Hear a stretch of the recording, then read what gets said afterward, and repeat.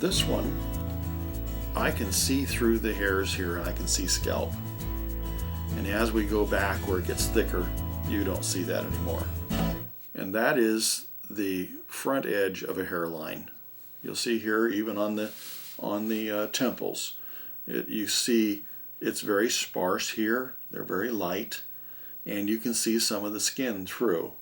And yet when you get back here and it gets more and more and more hair, and they're thicker and denser, you don't see the skin anymore. And so then we have shadow recesses. We have darker places that show us that we're going down in between into darker places. Whereas here, our spaces are probably lighter, because light can actually get in there quite well. But on here, this leading edge, these curl around into the scalp, and we can see the skin, the top of the head, the forehead, in between. So let me see if I can do this. Just create something for the forehead. This is just a guideline because this could easily become too dark. And let's now just get a form of our hair coming out here. Still going to be good for me to use my 2B.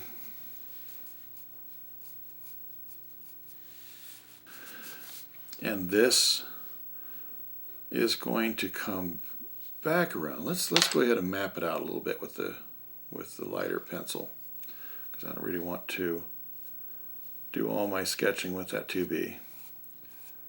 Let's go ahead and have this coming back into the scalp.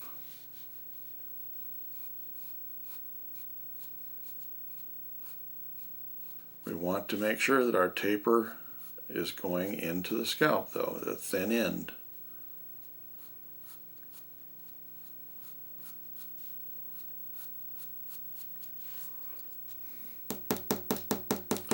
Going to lighten it up, kind of get another run at it.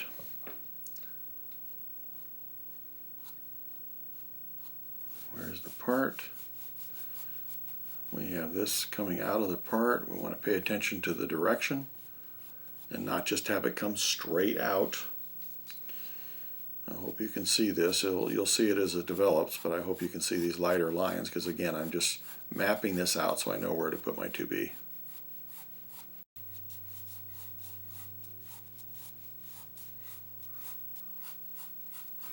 Okay, now I know a little bit more about where I want to go. I just don't want this to look chaotic, because it looks like there's a lot of different directions going here, but now that I know what direction I'm going, I can go ahead and work with my 2B a little better. Okay. Let's see what we can do here. Why am I using my 2B? So I don't overwork it. And I want to get extra lead on here. And I'm going to pick out even though there's a lot of different directions that the hair is going, I still want to not try to capture every direction right off, because I can remove some of the hair. So I'll let that be my opportunity to show some depth. Like right here, I have a clean edge. I'm going to give myself a buffer zone, and then I'm going to treat it like a shadow. I'm going to come out here and I'm going to go lighter, lighter, lighter this way. And then I can come over here actually and turn it around. Hope I remember to keep this in the camera view for you. And I can actually pull this way or this way.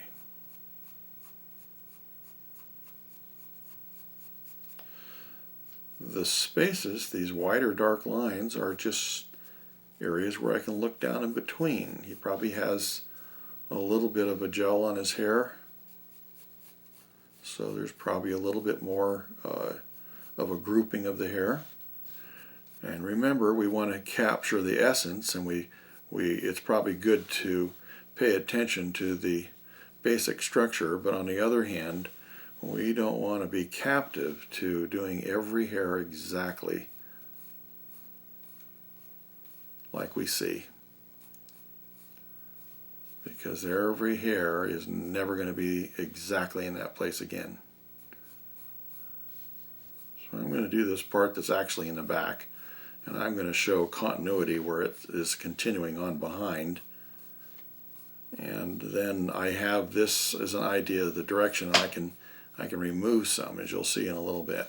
Okay, I think that I need to trim this down. I'm going to trim some of this white off so that we can have it out of the way, because if I put it up here, I'm covering up the picture and I didn't realize that at first. So I think I'll just trim a little bit of this off. Be right back. Okay, so now I'm going to try and position my pencil so that I can get my strokes going the right, complement my my hand position so I can get my best stroke going here. And again, we're not going to worry about every hair crossing over, because otherwise I'm never going to be able to get any flow to some of my pencil strokes. So we'll take some out of, in front of, and all kinds of different things. But we don't want this to look chaotic. We want to still have some decent structure to this. I'm going to create a clean edge here, a little buffer zone, and the buffer zone, again, if you haven't heard me say before, is just a way that I can have an opportunity to pull these hairs that are coming away from that edge perpendicular and not have to go ahead and run into the line. It gives me a little bit more grace out here. I also want to pay attention to how light works, because we have an apex in here. We have a darker here, and we want to have contour and curve. Always an integral part of almost everything we're going to do. There's a few exceptions we're going to have, but for the most part.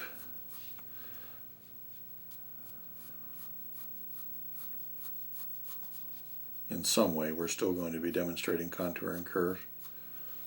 Okay, now let's go ahead and get some of these coming up here. I want to make sure I'm not having this out of the camera view.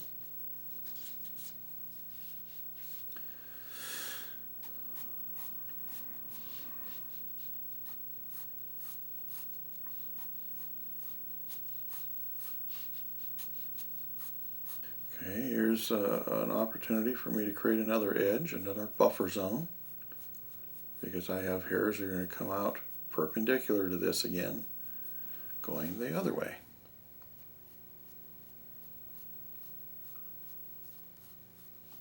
And they loop back in, and later I'll make another buffer zone here, and we'll show that edge of the part. And if you have a question about whether you're going to be able to make the curve, you can come over here on your extra piece of paper and just do a few strokes and see if you can go ahead and make that turn. If you have to have kind of an S, you can come over here and see what do you have to do that. It's better to go ahead and make a few strokes on here and kind of coordinate your stroke before you put it on your actual picture.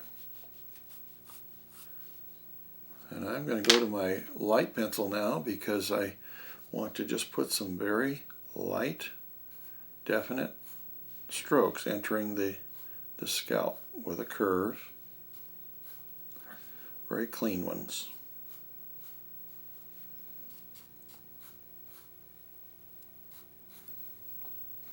Okay, I'm going to remove this a little bit. It's getting a little chaotic and a little thick.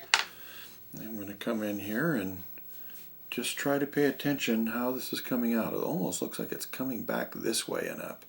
Back this way and up, instead of straight down. There's a few that come straight down, but let's go ahead and make that curve again. Again, if I have to, I can come over here and I can do this, just to see if I can kind of capture that with some flow and grace, instead of just trying to boldly make a stroke that looks very stilted and forced. All the flow and grace I can possibly have, with just enough control to put it where I want.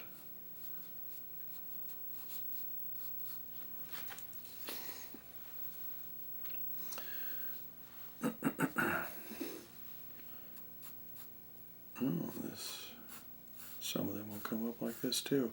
I'm just afraid this is going to be pretty busy and what I call chaotic. So I want to keep something very uniform so that we have a base to work with. Let's establish these that curve back into the scalp. Back into the scalp.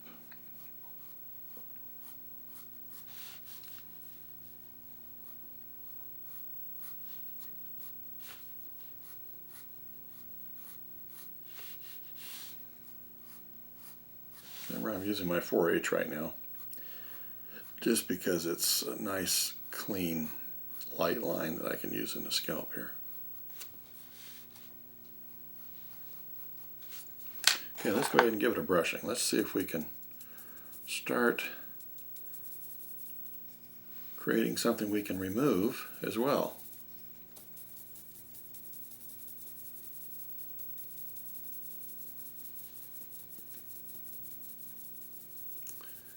Fortunately, I used enough 2B that you can see it's starting to lose some of that severe contrast, and it is casting a tone in there. So I don't have to draw so much, and I have now something I can easily remove. Alright. Now let's go ahead and form our blade.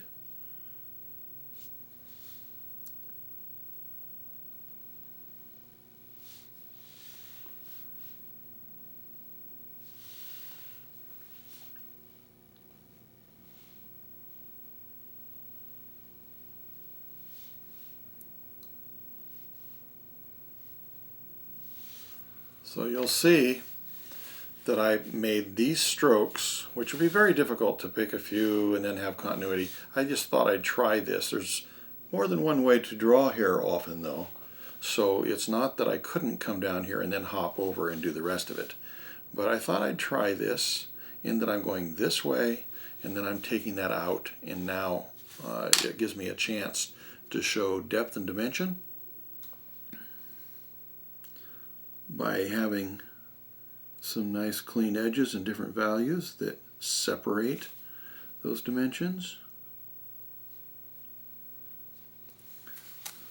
Remember, every time I brush it, I'm going to cast some tone in these lightest areas, and I'll have a chance to take something out all over again. So I can still keep coming into the foreground. Same idea as it was with the white beard, or stray hairs that are catching the light.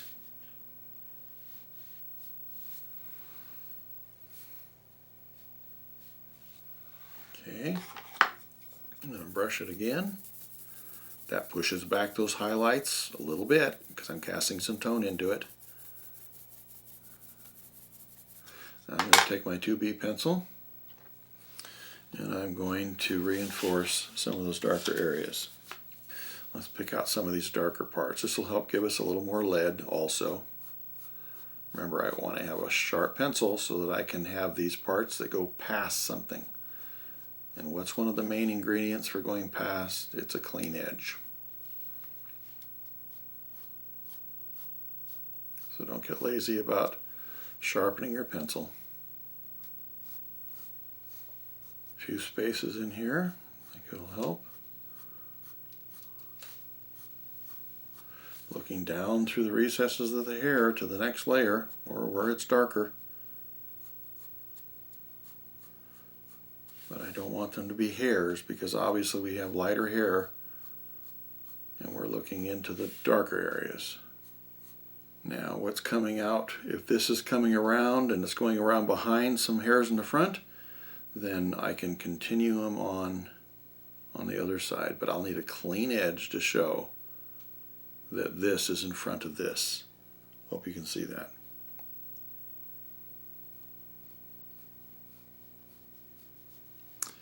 This is how we're going to be able to get depth in hair with many different styles. So if there's a space in here, if there is indeed a space, I can make sure I understand it's a space by showing that this I can see right here in this little opening. That opens up this hair so it isn't so solid.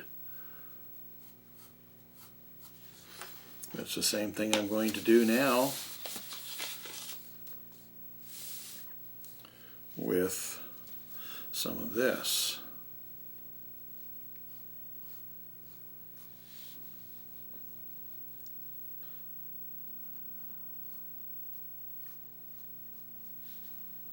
I'll get my 4H in here and create just a little bit of a forehead here. Okay, so now let's go ahead and try and get a little more of a clean edge here. Here I go. I'm trying to alter my stroke for my drawing, which I've told you not to do because I think, well, I can just do it for a second and I don't want to have to take this out of the camera view, but it's still best for me to move it. Creating clean edges and buffer zones so that I can pull from an edge. Just like this. When I'm doing this and I don't want it to be solid, I could take this and I could show that it actually, I can see a little bit of it there. And suddenly I've opened it up. Not that I want to do that, but anyway, you can. Okay, I'm going to turn this around and do a little bit more of the part just to give us a little more depth and dimension.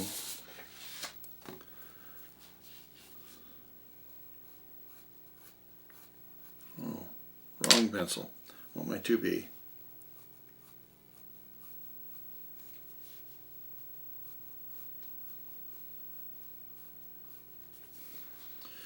So now let me create a buffer zone, clean edge, and I'll shade it this way, fading it away towards the light.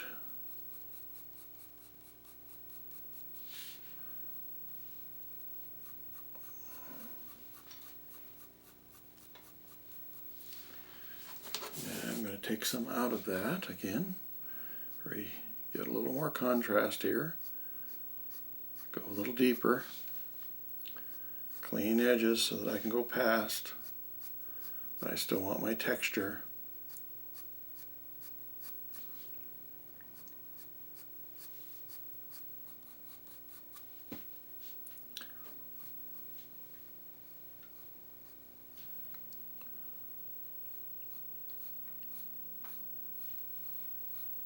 But we're paying attention how it's coming out of the hair, out of the scalp, I'm sorry. We're paying attention how it's coming out of the scalp. Probably need to go back to my 4H again, but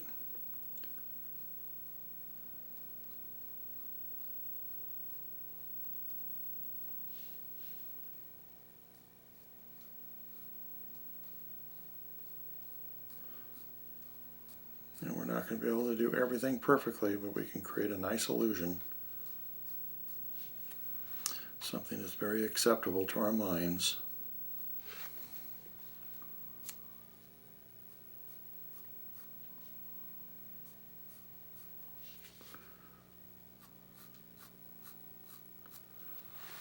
Okay, let's brush this. We'll take out a few highlights.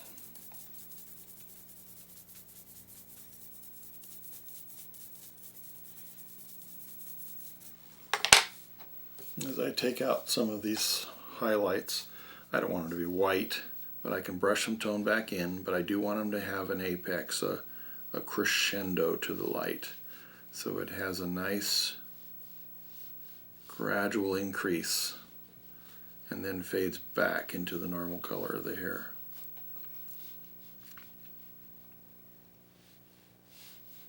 I don't want to get lazy about this, so I'm going to reform this. So I have a nice blade.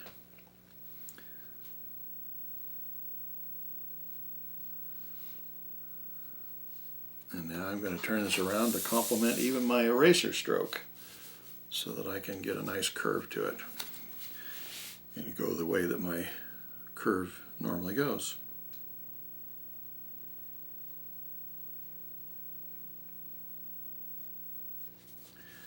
Looking for apexes, the high point of a curve.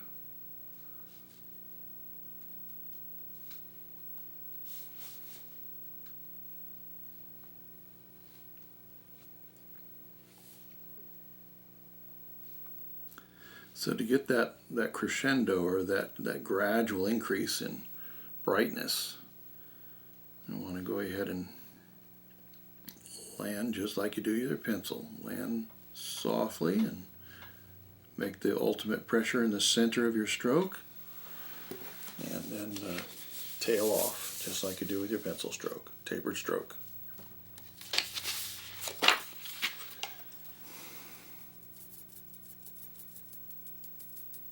Yeah, I think we have the basic shape and body here, so let's make a few more adjustments here.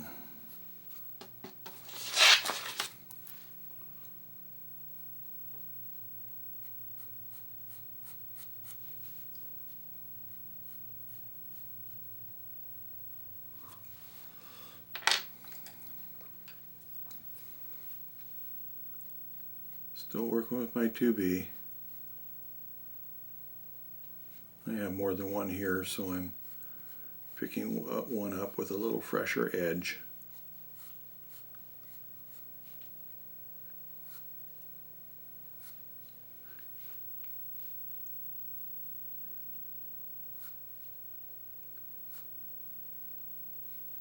And you'll notice that this isn't the same.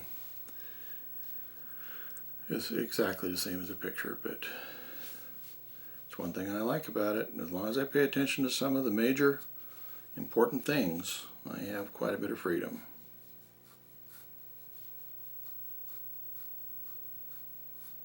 See how it's entering in the scalp. I'm hoping to get this right. I'm entering the scalp lightly and sparsely. And then as it goes back, it should get just a little more dense.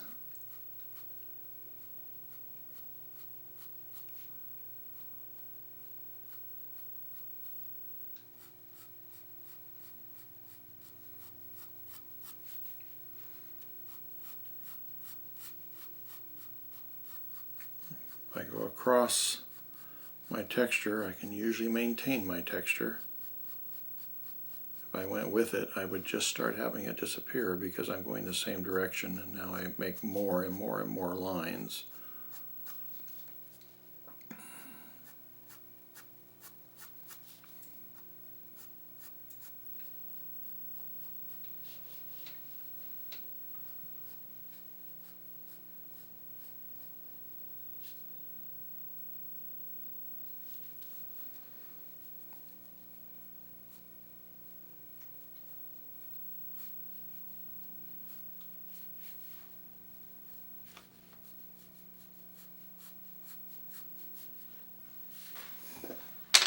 Take my 4H, I'm going to lighten up a few of these just a little bit, and then continue with my 4H. I think they're a little too dark going into this scalp here, so this helps me to get a real clean line in some of the lightest areas here.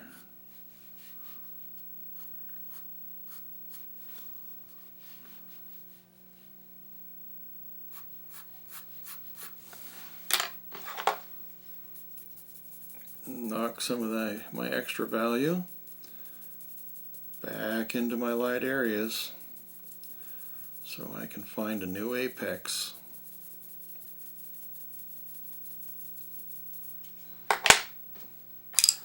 Let's try to really get a nice substantial blade on here, one that has body to it, and so I can clean up a couple of these things.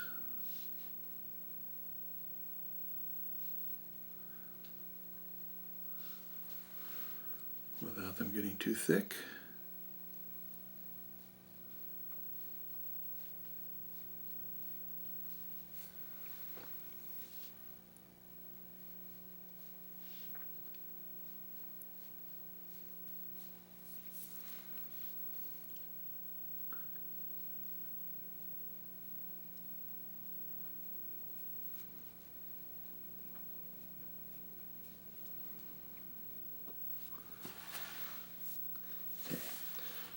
clean up some of this with my 4H. And again, we could just keep going and keep going with this, but I hope that I'm making the point. There's so many different directions of this, though, it may not do everything I wanted to illustrate the fact that it's very thin here. And it gets thicker as it goes back.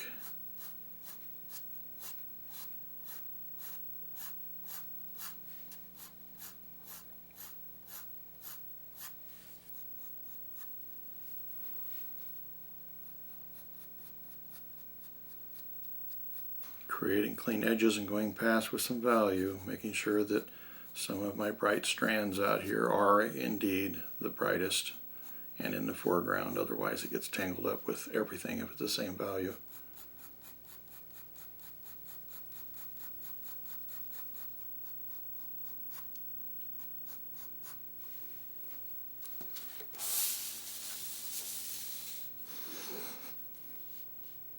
I'm just adding a little tone. It's not so much to make a line, but it's adding tone in here so I can again have an apex to the curves.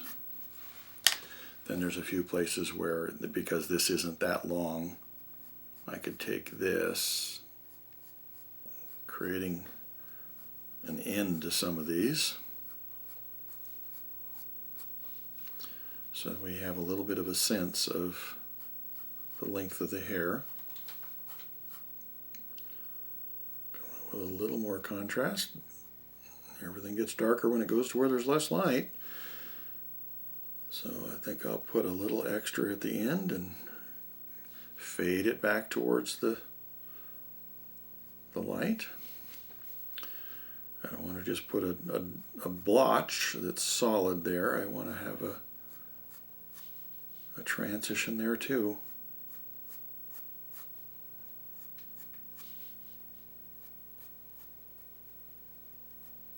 Clean edges, sharp pencil.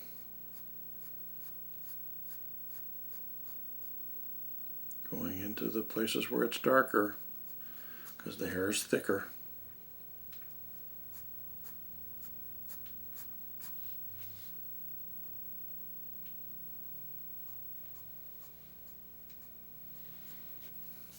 Let's see, by putting a little continuation of this line right in here, it again makes it look like this has got an open space. It helps us not be quite so solid.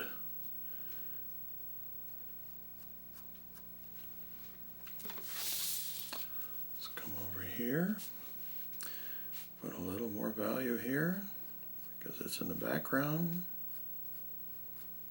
where there's less light.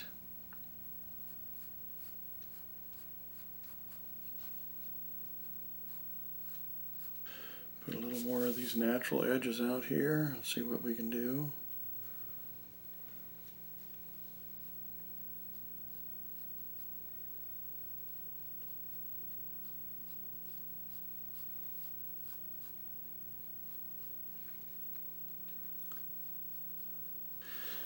Now, because these hairs coming into the scalp are so light, this is the big challenge on this picture, is to be able to show this without it having too dark of a line.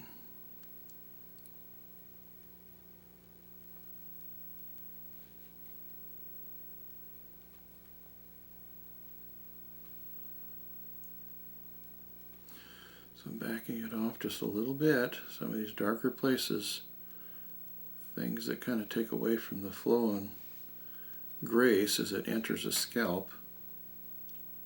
I don't want it to clog up and become solid.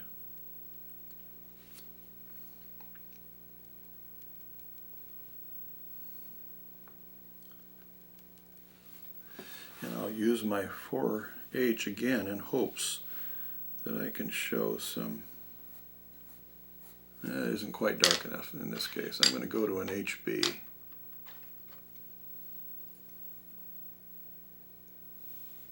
Just to get a little bit more.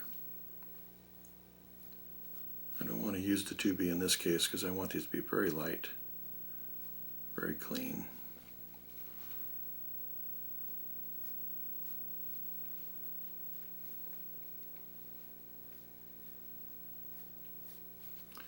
But you'll notice that sometimes I go back and forth. I may put a line down there, knowing that it's going to have to be a little darker to really define it and get it to be a good line, and then I'll back it off, make it a little lighter, and have it hold that detail.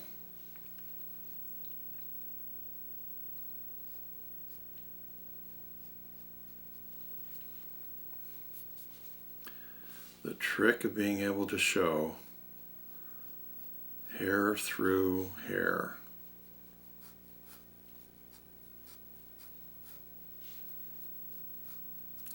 And scalp through the hair.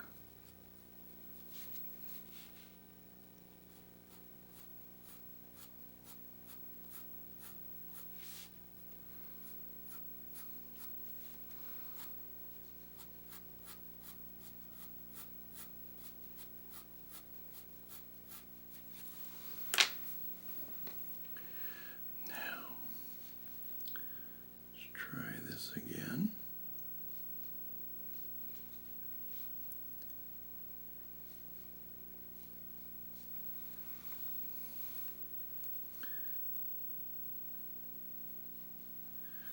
Now I'm going to use my round end because I want to have everything get a little lighter, and I'm just going to gently tap even in the darker lines so that I can show that there's truly an apex, instead of having dark lines going through the light area and having them be too dark. Follows the rule. When something comes to where there's more light, everything gets lighter.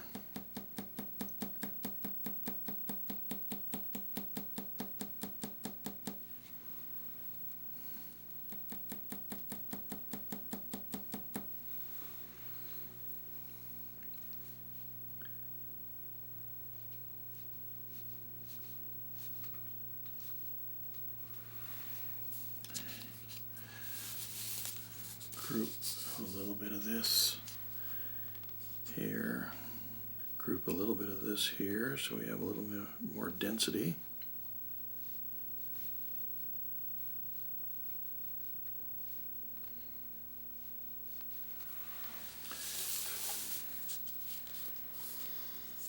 And I hope this demonstrates what I was trying to achieve, is having a thin entry into the scalp.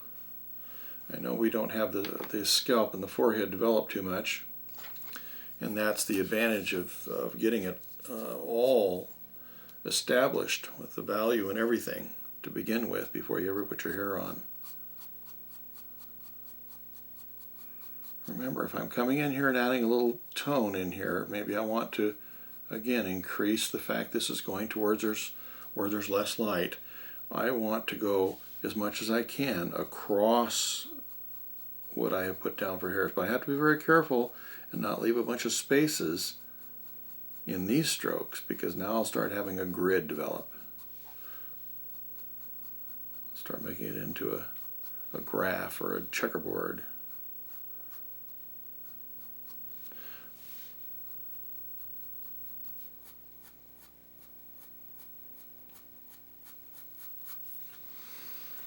All right, so let's go ahead and tackle something else. Just want to do a section so that you can kind of see how we approach some of these things. This is a very complicated and challenging area of hair, because we have so many levels and so many parts that are crossing over in front in so many different directions of the hair, that it still might help you a little bit knowing how to achieve some of these dimensional levels. So let's go ahead and go now to another hairline.